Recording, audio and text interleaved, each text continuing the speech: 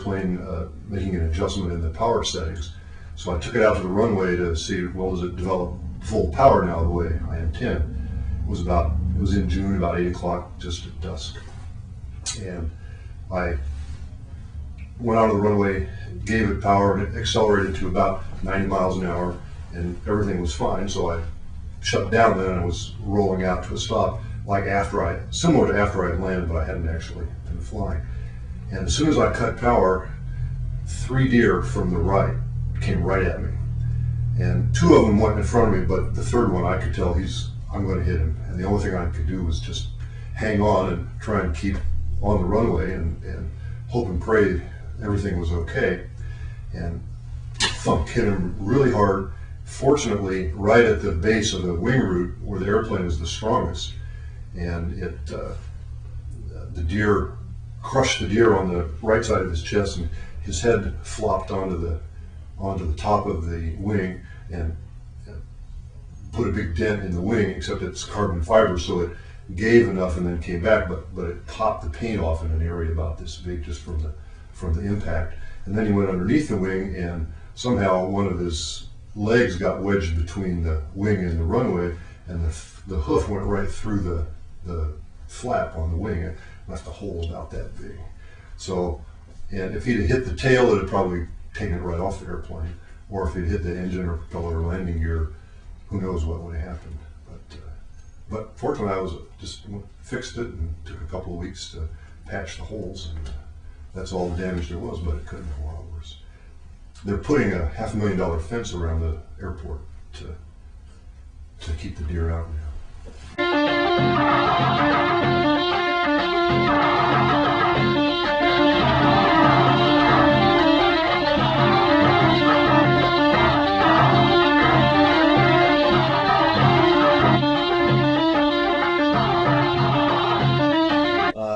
My deer story is the story of a near collision followed by the observation of a collision with a deer. It was about 3 years ago, and I had an arrangement with my mother to bring my sister from Lee County, Iowa up to Iowa City, where she'd be picked up by my mom at the mall. So I was driving my sister in a 91 Dodge pickup truck, all smashed in from a previous accident, and there's a motorcycle in front of me because it was summertime out, or at least definitely very warm out, and before I see a deer on the road, I see the motorcycle slam on its brakes, and at that point the deer just goes tearing across the road. The bike, I try to change lanes because the last thing I want to do is run over a guy on a motorcycle, and the deer goes right across the lane, runs through the traffic headed north, and comes into the traffic moving south. At that point, the deer is struck by an automobile, and the angle of the car, the deer travels up the car like a ramp and flips through the air and got huge air, maybe 20 or 25 foot of air, doing this flipping deal where it's all crazy, whatever. And the deer comes down, and at the point where it makes contact with the road, it also makes contact with a semi and is just ripped into pieces. And